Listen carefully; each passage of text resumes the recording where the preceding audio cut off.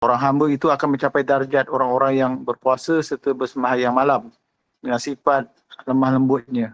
Rasulullah sallallahu alaihi wasallam juga bersabda, "Mahukah aku memberitahu kamu suatu perkara dengannya Allah akan memuliakan binaan kedudukan seseorang dan mengangkatnya kepada beberapa darjat ketinggian?" Mereka menjawab, "Ya, wahai Rasulullah." Baginda bersabda, "Berlemah lembutlah kamu terhadap orang jahil. Maafkanlah apa yang menzalimi kamu. Hulurkanlah pemberian kepada orang yang menahan pemberiannya kepada kamu dan sambunglah ikatan silaturahim terhadap orang yang memutuskannya terhadap kamu." Rasulullah sallallahu alaihi wasallam juga bersabda, apabila Allah SWT telah menghimpunkan makhluknya di hari kiamat, penyeru pada hari itu pun menyeru, "Di manakah orang-orang yang mempunyai keistimewaan?" Baginda bersabda, lalu bangun segolongan manusia dan bilangan mereka adalah sedikit. Mereka semua bergerak dengan cepat memasuki surga lalu disambut oleh para malaikat. Kemudian mereka ditanya, "Apa keistimewaan kamu?" Mereka menjawab, "Adalah kami ini apabila dizalimi kami bersabar. Adalah kami ini apabila dizalimi kami bersabar. Apabila dilakukan kejahatan kepada kami, kami berlemah lembut. Lalu dikatakan pada mereka, masuklah kamu ke dalam syurga kerana ia adalah sebaik-baik ganjaran bagi orang-orang yang beramal." Contoh praktikal daripada Nabi-Nabi selain pada Nabi Muhammad sallallahu alaihi wasallam dalam perang Hunain, seseorang yang tidak berpuas hati dengan pembahagian rampasan perang berkata, "Demi Allah, sesungguhnya ini adalah pembahagian tidak adil dan tidak bertujuan mendapat keridaan Allah." Setelah diceritakan kepada Rasulullah sallallahu alaihi wasallam, baginda bersabda, "Semoga Allah merahmati Nabi Musa kerana ia disakiti lebih dari ini tetapi ia bersabar." Daripada riwayat Anas radhiyallahu anhu telah berkata, pada suatu hari Rasulullah sallallahu alaihi wasallam telah memasuki sebuah masjid. Ia memakai selendang buatan Najrah yang kasar buatannya. Tiba-tiba seorang Arab Badui datang dari arah belakang baginda lalu menarik kain tersebut dari belakang sehingga meninggalkan bekas di leher baginda. Badui tersebut berkata, "Wahai Muhammad, berilah kepada kami harta Allah yang ada di sisimu." Lalu Rasulullah berpaling kepadanya dengan wajah yang tersenyum dan baginda bersabda, "Perintahkanlah kepada yang berkenaan supaya berikan kepadanya." Abu Hurairah radhiyallahu anhu menceritakan bahawa seorang Arab Badui telah berkata kepada Rasulullah sallallahu alaihi wasallam, "Wahai Muhammad, bawalah gandum ke atas 2 ekor untaku. Kerana kalau engkau buat begitu, ia bukan harta engkau dan bukan juga harta bapa engkau." Kemudian dia menarikkan selendang Rasulullah sehingga meninggalkan kesan kemerahan di leher baginda. Lalu Rasulullah SAW memerintahkan supaya membawa kepada Badui tersebut seguni gandum dan tamar. Al-Tabrani menceritakan bahawa seorang wanita berkata lucah, ini ucapan yang menimbulkan berahi kepada sekelompok lelaki. Lalu di hadapan Nabi sallallahu alaihi wasallam ketika Nabi sedang memakan roti berkuah di atas tanah. Kemudian wanita itu berkata, "Lihatlah kamu kepadanya. Ia duduk seperti seorang hamba abdi dan ia makan juga seperti seorang hamba abdi." Abu Hurairah radhiyallahu anhu berkata, menceritakan bahawa seorang lelaki berkata, "Wahai Rasulullah, sesungguhnya saya mempunyai kaum kerabat yang selalu saya hubungi mereka. Tetapi mereka semua memutuskan hubungan dengan saya. Saya berbuat baik kepada mereka, tetapi mereka berbuat jahat terhadap saya. Saya berlemah lembut dengan mereka, tetapi mereka bersikap keras terhadap saya." Lalu baginda sallallahu alaihi wasallam bersabda, "Jika sekiranya engkau berbuat seperti yang engkau katakan, seolah-olah engkau menjemukan mereka dan engkau tetap akan mendapat pertolongan daripada Allah selama mana engkau berbuat demikian." Pada satu ketika, datang seorang Yahudi menuntut hutang dari Rasulullah dengan berkata, "Kamu dari Bani Abdul Manaf adalah bangsa yang suka melambat-lambatkan pembayaran hutang." Ketika itu, Ibnu Khattab ada bersama dan ia hampir memenggal leher Yahudi itu. Lalu Rasulullah SAW berkata kepadanya, "Wahai Umar, sepatutnya engkau menyuruhnya meminta kepadaku dengan cara yang lebih baik dan menuntut aku juga dengan membayar dengan baik." Diriwayatkan bahawa Nabi Isa AS bersama para pengikut setianya menjelajah dari satu kampung ke satu kampung yang lain kerana berdakwah. Lalu di dalam dakwahnya, ia bercakap kepada manusia dengan cara yang baik. Sebaliknya mereka membalasnya dengan kata-kata yang buruk, kutukan dan maki hamun. Para pengikut setia itu berasa hairan terhadap tindakan itu, lalu mereka bertanya tentang rahsia perbuatan demikian.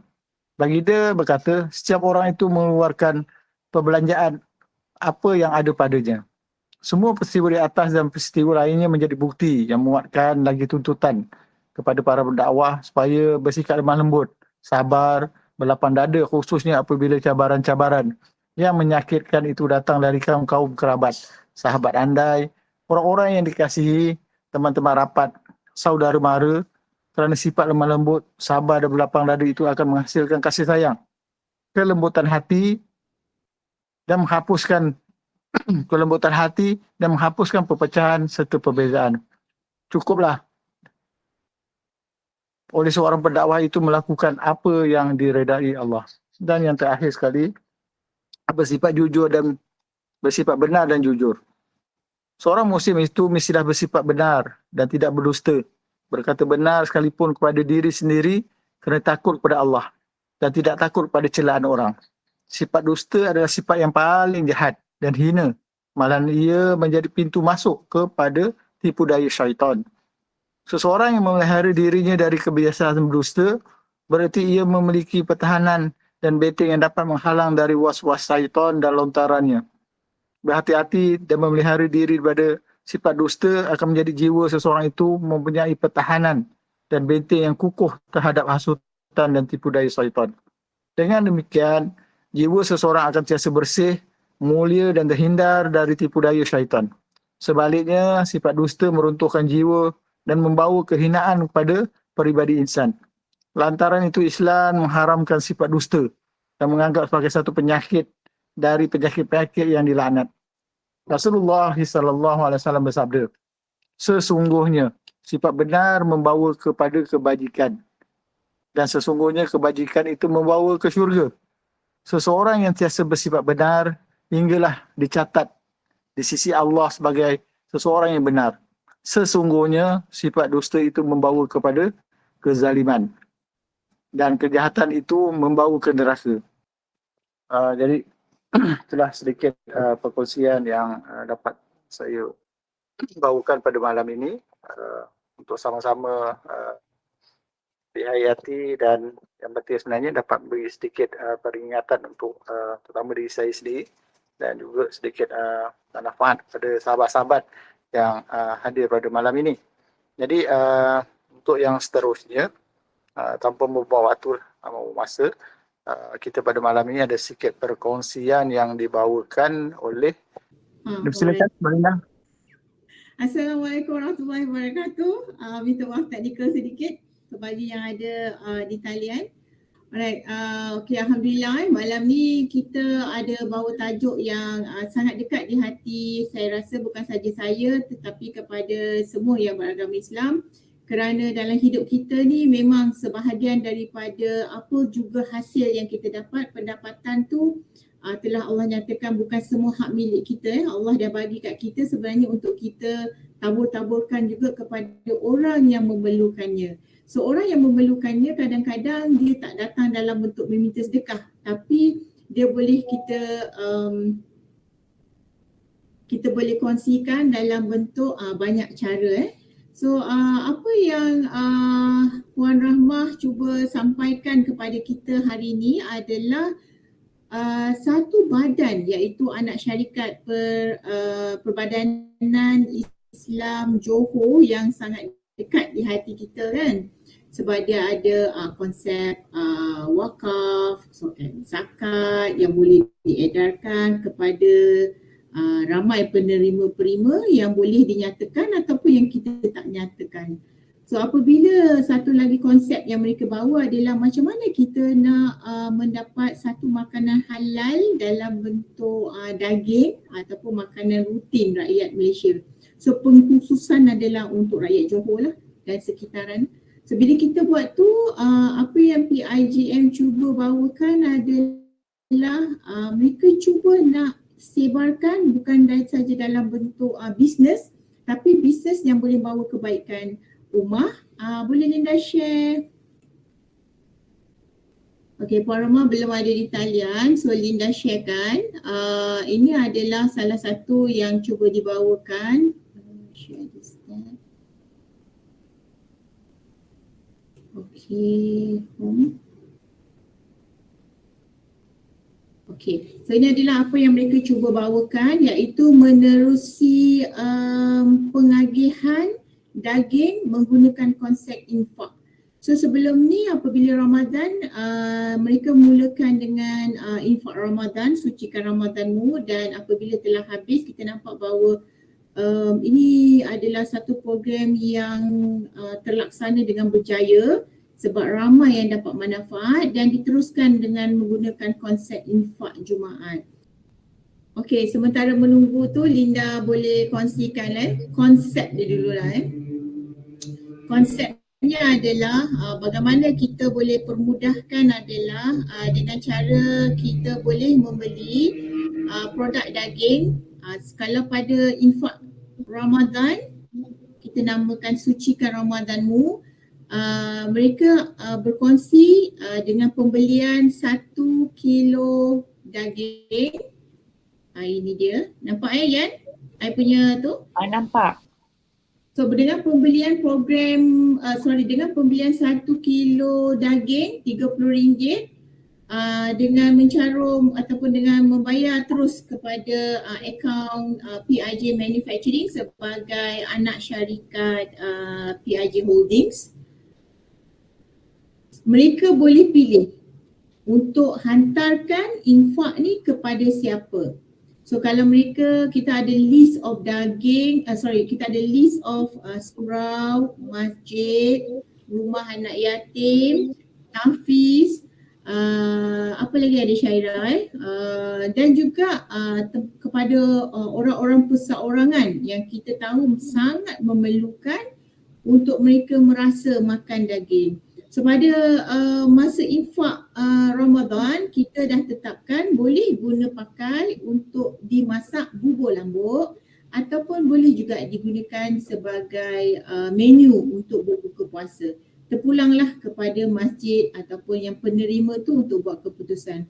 Keputusan tu dibuat oleh AJK Masjid Surau, apa yang terbaik mereka lebih tahu. So apa yang kita cuba bawakan ialah sesiapa saja nak berinfak, mudah saja belilah 1 kilo dan mereka boleh nyatakan kepada mana mereka nak infakkan. So apabila Ramadan dah berakhir, konsep yang sama dibawa dan sambutan sangatlah bagus. Cuma kita taklah berbuka puasa lagi. So apabila kita kongsikan, Linda kongsikan yang baru, infak Jumaat ni, kita kecilkan sedikit. Konsep yang sama. So berbanding dengan RM30 untuk 1 kilo daging, kita dah tukar kepada RM18 saja untuk daging cube 500 gram. Ini sekilo lah, setengah kilo.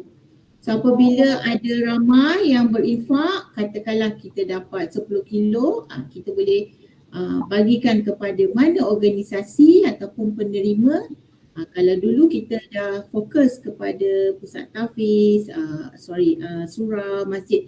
Tapi kali ni kita pun boleh juga bagi kepada orang-orang perseorangan yang kita tahu memang sangat susah ataupun orang kata tu memerlukanlah pusat tahfiz. Kak Yan, ada siapa yang dari IJM telah masuk? Dan Puan Rama ada tu. Selamat datang untuk Puan Rahma. Okey. So Puan Rahma, tadi sementara menunggu Linda dah bagi sedikit informasi mengenai konsep infak kepada semua penonton yang ada di sini. Terima kasih Puan Rama kerana bersama-sama kami. Puan Rama merupakan pengurus besar untuk PIJ Manufacturing Sdn Bhd. So Linda pass mic button kepada Puan Rama. Silakan Puan. Ya, Assalamualaikum warahmatullahi wabarakatuh. Okey, di sini saya mengucapkan ribuan terima kasih kepada LQ Consultancy, iaitu Puan Linda dan juga Puan Mahiran kerana beri peluang lah untuk berkongsi tentang peluang perniagaan lah.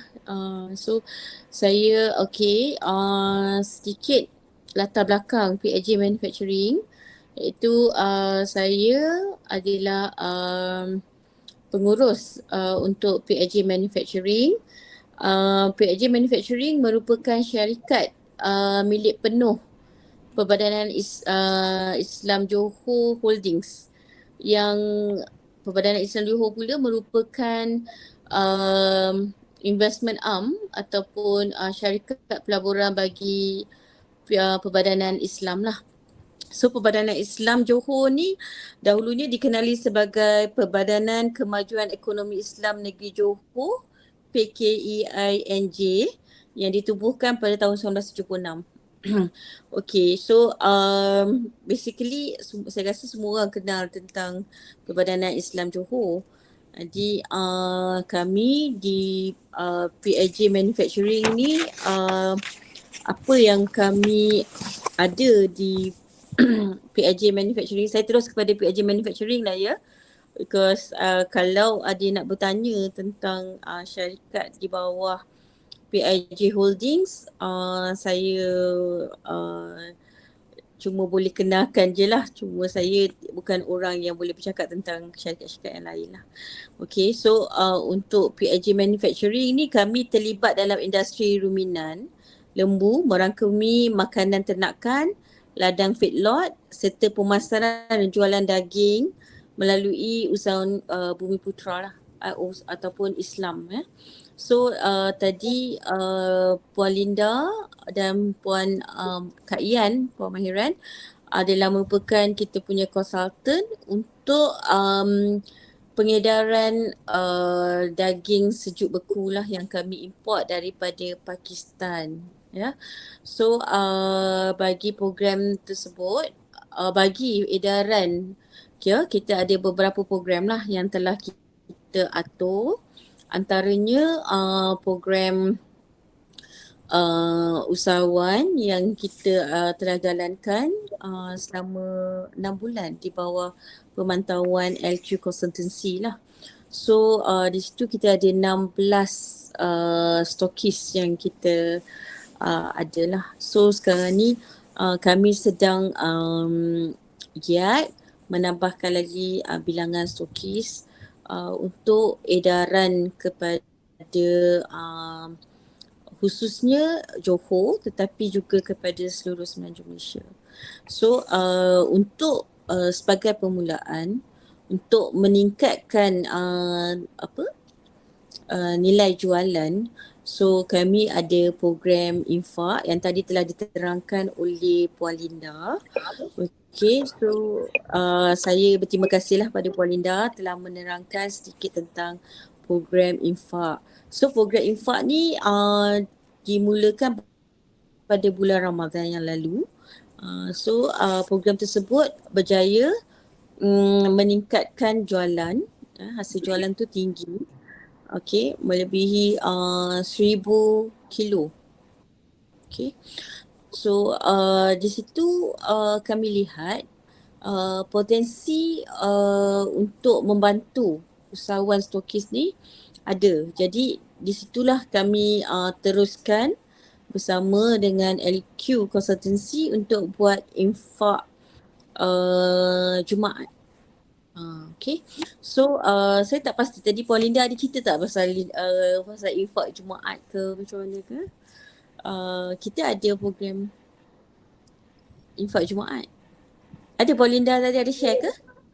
Saya dah sharekan sedikit Puan.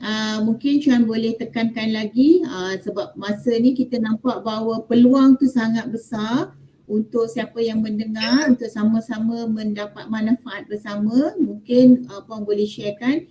Puan sekarang PIJN dah buka untuk siapa saja yang nak bersama-sama untuk berkongsi tentang infak ini. Okey. Program infak ni adalah salah satu program untuk melonjakkan nilai jualan lah. Because kita kadang-kala bila masyarakat ni nak mencuba produk yang baru, pasal produk daging kita ni dia telah dipotong, mudah untuk dimasak. Jadi harganya di pasaran agak lebih sedikit daripada yang sedia ada. Tetapi kalau kita rasa kualiti daging tersebut dan juga tempoh masak tu, kita akan rasa berbaloi lah untuk kita mencuba menggunakan daging tersebut. Ya, sebab itulah dia mudah, daging ni mudah. Daging ni mudah untuk dikelolakan untuk masakan. Jadi bila kita nak suruh masyarakat mencuba, bila pelanggan ni dia amat sensitif tentang harga. Jadi kita nak perkenalkan tu, bila kita buat program infak ni, dengan sendirinya mereka dapat rasa dan mereka akan continue lah dan because bila dah rasa, mereka rasa berbaloi lah untuk menggunakan produk ni gitu.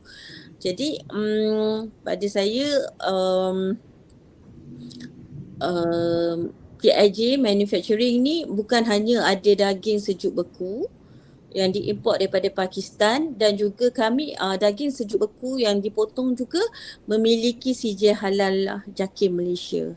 Okay, so at the moment untuk daging ni, kalau yang cube tu dia sesuai untuk masak rendang, dia punya size pun is 0.3 or 3 mm, so 3 cm, so dia tak besar sangat, jadi dia sedang mulik lah masak tu kan. Masa pun tak begitu lama. Okay, saya rasa Puan Linda pun ada, Puan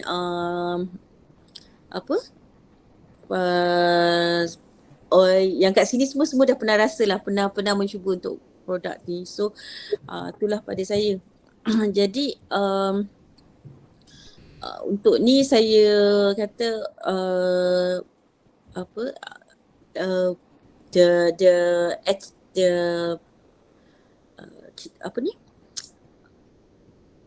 ciri-ciri yang ada pada daging tu, ya, selain daripada dia lembut, okey, dia mudah untuk dimasak, tapi dia juga adalah halal, because bila you dapat persejilan Malaysia, you dengan sendiri tahu benda tu berkualiti. Berkualiti. Jadi untuk pasaran ke hotel, dia lebih mudah, kerana kalau hotel yang nak menggunakan halal, okay, orang perlu daging yang ada persijilan halal ni lah. Okay, so next is tentang lembu korban. Okay, saya pun boleh buka di sini untuk menjadi ejen kepada lembu korban, di mana kita buka untuk RM85 ansuran bulanan selama 10 bulan untuk korban bagi tahun hadapan lah, untuk satu bahagian. So yang ini juga kita ada insentif untuk lembu korban. Tapi itulah, saya di sini saya akan kongsikan kepada nanti bila ada yang berminat, saya akan kongsikan lebih detail lah. So hari ni kita lebih kepada an overview, sekiranya ada di kalangan ahli di sini yang berminat untuk menjadi stokis, kita akan kongsikan lebih lah info untuk untuk apa barang-barang keluaran PIJ Manufacturing. Okay, so akan datang PIJ Manufacturing juga akan jual makanan ternakan lah. Okay, kita juga sedang tanam rumput Napier. Dan rumput Napier ni sebelum ni kita hanya gunakan untuk lembu kita saja.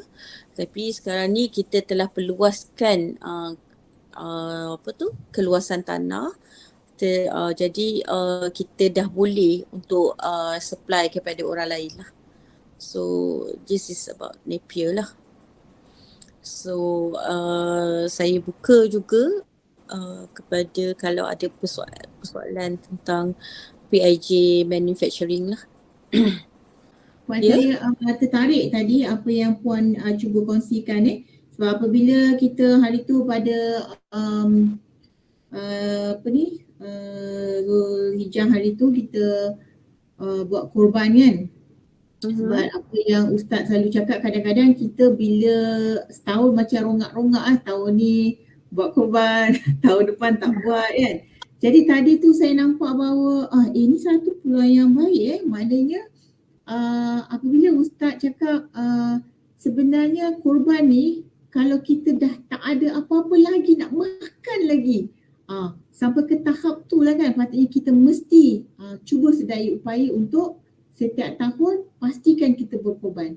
Jadi bila Puan cakap RM85 sebulan kan, kalau kita boleh beli apa macam-macam kita buat kan, contohnya lah air minuman, tapisan dan sebagainya, air kan. Apa kata kita nak sharekan RM85, maknanya kita dah dapat RM1,000 untuk 12 bulan.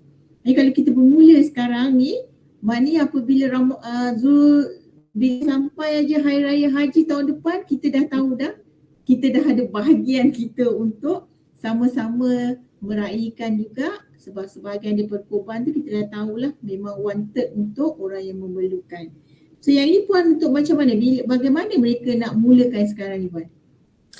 Okay, kalau nak mulakan tu kita ada borang dan kita untuk jadi kita punya ni untuk jadi kita punya ahli ataupun sebenarnya bukan tu sajalah, maksudnya kita boleh ahli jadikan stokis ataupun jadikan agents. Jadi di sini kalau untuk lembu korban, kita ada commission lah untuk seekor lembu tu. Jadi at the moment satu bahagian tu kita bagi dalam RM20. Okay, so satu ekor kita ada 7 bahagian, so dapat dalam RM140. Macam tu. Okay, itu bermakna di samping kalau katakan saya nak masuk dalam program ni, katakan saya nak bermula bulan depan, saya bayar direct kepada Puan dan bagikan informasi. So bermakna selama 12 bulan ni saya menyimpanlah untuk satu bahagian saya, betul Puan? Tapi dalam masa yang sama, Lina pun katakanlah ada lagi kekawan atau siapa yang memang nak berkorban dan dah prepare daripada sekarang. So maknanya Lina pun boleh jadi ejen untuk PIJM. Sebagai ejen, Linda boleh juga kongsikan kebaikan ini dengan orang ramai dan setiap kali Linda berkongsi, kalau mereka ambil, maknanya Linda pun akan dapat upah daripada perkongsian Linda itu. Betul Puan? Betul. Jadi sebenarnya kita nak meramaikan lagi orang untuk melakukan ibadah korban lah. Jadi because ialah kita korban ni bila kita mampu kita kena buat lah kan, supaya rezeki kita mengalir dengan baik. So sebenarnya macam kita tahu kan Nabi ayah kepada Nabi Ismail, Nabi Ibrahim ya. So dia bagaimana Allah nak menguji Nabi Ibrahim ya, untuk dia sama ada dia Nabi, of course dia akan lebih memang kita tahu dia akan patuh, tapi nak kata orang tu, supaya dia tidak ada kecintaan kepada dunia sampai kepada anak dia pun Allah minta nak tengok bagaimana ketaatan berimannya Nabi Allah Ibrahim alaihissalam. So di situlah kita tengok bagaimana kita ni sendiri, bagaimana kita sayang tak pada harta kita. Kalau kita boleh keluarkan sebahagian daripada rezeki kita tu untuk melakukan ibadah kurban ni, itulah maksudnya kita kepada akhirat tu lebih dekat lah. Itu saja sebenarnya. Jadi jadi kita mengajaklah ramai-ramai untuk sama-sama melakukan ibadah kurban. Okey, itu dari segi lebih kurban lah. So kalau yang untuk tadi tu untuk daging, yalah saya pun akan pergi juga ke saya sekarang ni kita nak jaga keterjaminan makanan untuk negeri Johor. So kami start dengan daging. Mungkin selepas ini ada lagi yang lain lah, bukan hanya daging lembu saja. Jadi untuk permulaan untuk daging lembu ni memang kami ambil daripada Pakistan, kami import. Tapi selepas ini sekiranya kami berupaya untuk keluarkan daging panas, maksud saya daging daripada lembu tempatan, kami akan keluarkan daging yang agak harga lebih murah lah untuk masyarakat lebih Johor. Itu memang kita punya hasrat. Tapi untuk nak buka mula-mula tu kami terpaksa pakai lembu import dululah. So sekarang ni pun in fact kita nak ambil daripada Pakistan pun very difficult. Dan dah keluar pada di isu di news berita whereby adalah unsur-unsur di mana tak bagi kita import lah daripada luar negara tu kan. Jadi very difficult untuk orang macam contohnya negara Pakistan nak export ke Malaysia, payah. So bekalan daging sekarang ni sangat susah lah. Because mereka hanya daripada Australia, tapi baru ni because Australia ada isu disease, jadi itulah, jadi ada sedikit gangguan dari segi bekalan daging import ni.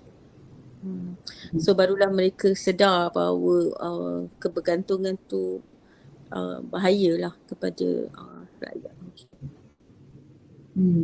Tapi apa yang kami dah go through ya, even hari tu kami ada buat satu program dan kami masak Yan, kami masak daging cube 1 kilo, kami gunakan 3 kilo, maknanya 3 paket tu dalam bentuk cube. Kita letakkan apa yang you letak, semualah rempah-rempah untuk buat rendang daging sekejap saja.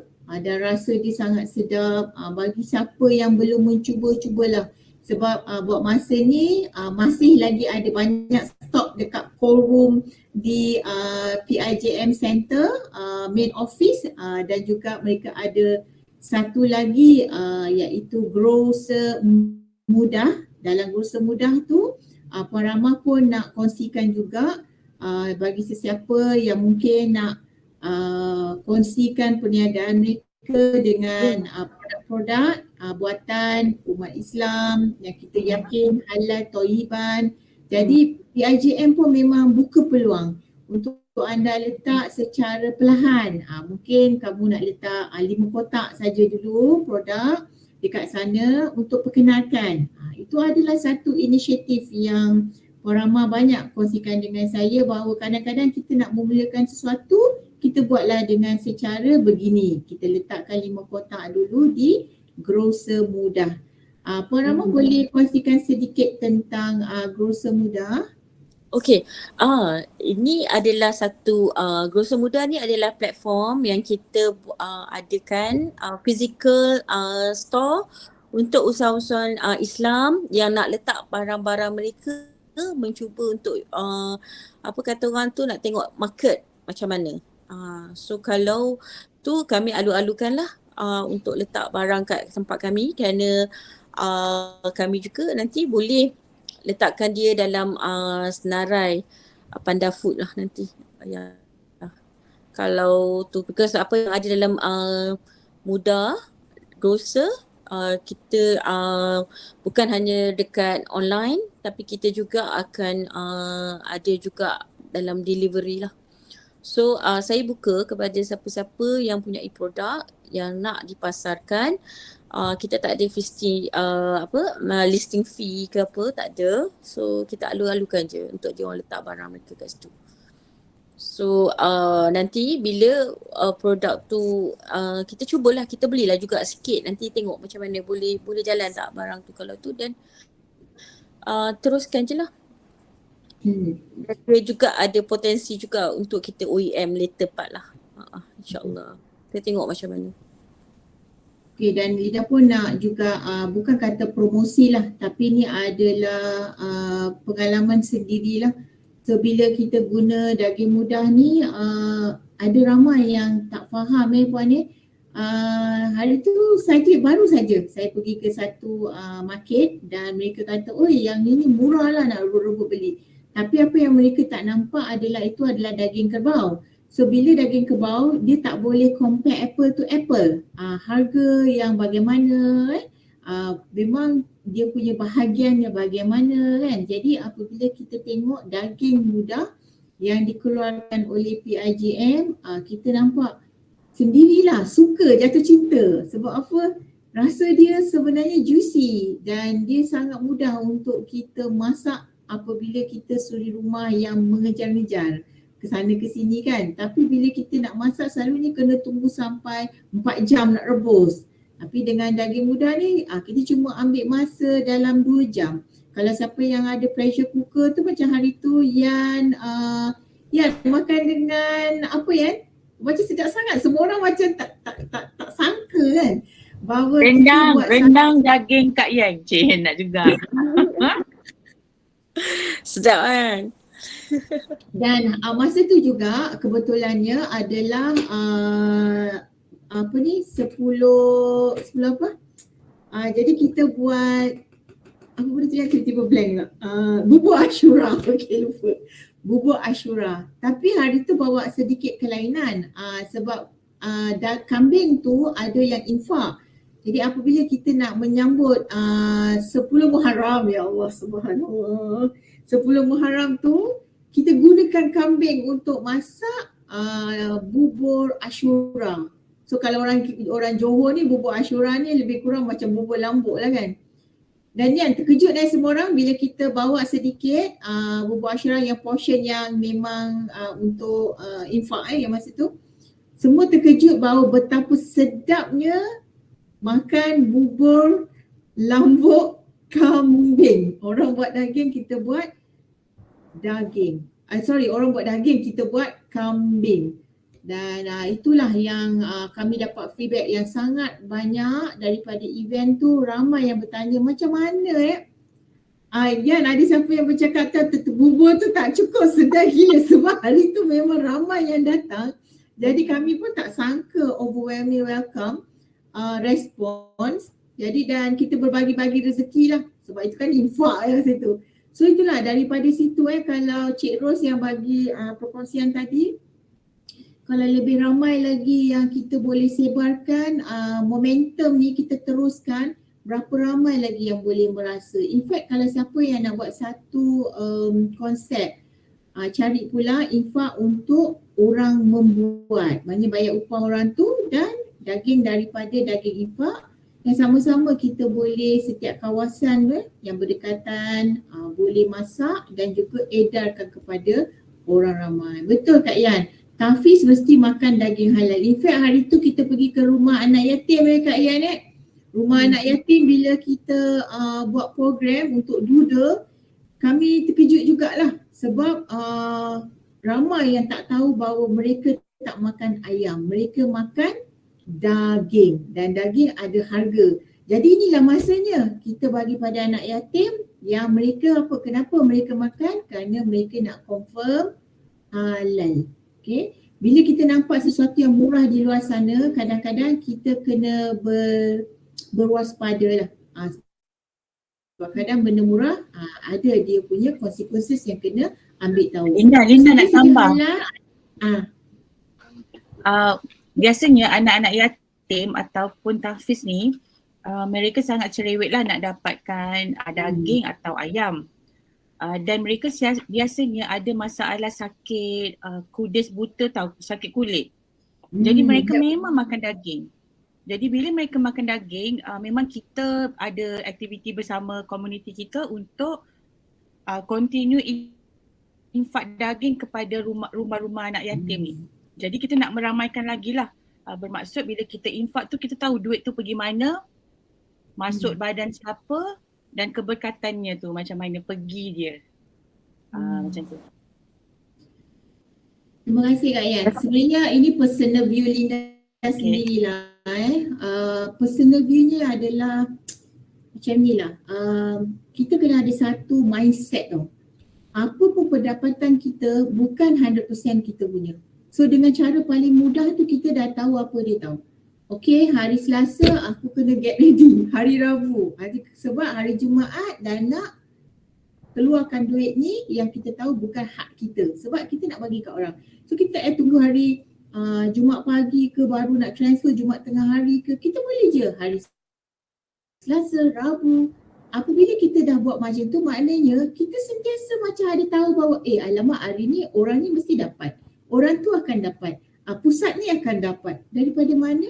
Daripada pekerjaan kita yang harian yang kita buat. So itulah yang pun ada konsep kita tu adalah amalan kita, doa kita, pekerjaan kita harian ni sebenarnya merangkumi semua orang komuniti sejagat kita. So insyaAllah hari ni siapa yang ada di platform PEMJ ni, kita sama-sama mungkin kita boleh buat juga ya Puan Rama satu konsep untuk ahli-ahli PEMJ. InsyaAllah Tuan Zack, kita mungkin boleh meramaikan. Bila kita dah ada satu jumlah, nanti PEMJ akan buat keputusan. Kita minggu ni kita nak bagi kepada siapa. Kita boleh spesifikkan lah. Bukan hantar rumah Tuan Zack tapi kita nak hantar kepada rumah seseorang. Sebab kadang-kadang kita tak semestinya nak bagi kepada satu pusat atau masjid atau surau. Kita dah kena pasti macam ada seorang kawan Linda, dia memang sentiasa pergi ke rumah-rumah biasa je, rumah flat, rumah tetapi sebenarnya ada orang di dalam kawasan tu yang memang setahun tak makan daging. Terkejut dengar, tapi itulah kenyataan. So insyaAllah dengan perkongsian kita hari ini membuka minda untuk semua melihat pendapatan kita harian, adakah kita punya semuanya ataupun ada bahagian untuk orang lain. Saya serahkan kepada Puan Rama. Okay, alright. Sebagai saya rasa dah cukup lah kot. Saya sebenarnya saya tak kenal siapa audience dalam ni, tapi saya mengucapkan terima kasih kerana bagi peluang untuk kongsi tentang PIJ Manufacturing.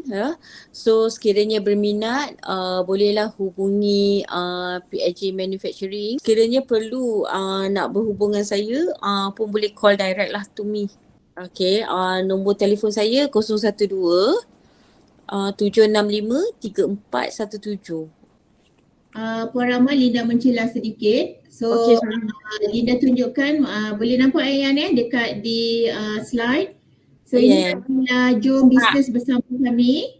Bagi siapa yang dah terbuka untuk menjadi ejen infak MU ataupun infak Jumaat, boleh bertanya di sini 019 636 2640. Boleh layari website yang mudah saja, pigm.my. Dekat situ boleh lihat apa yang Linda kongsikan hari ini, semuanya ada dah melalui website ini.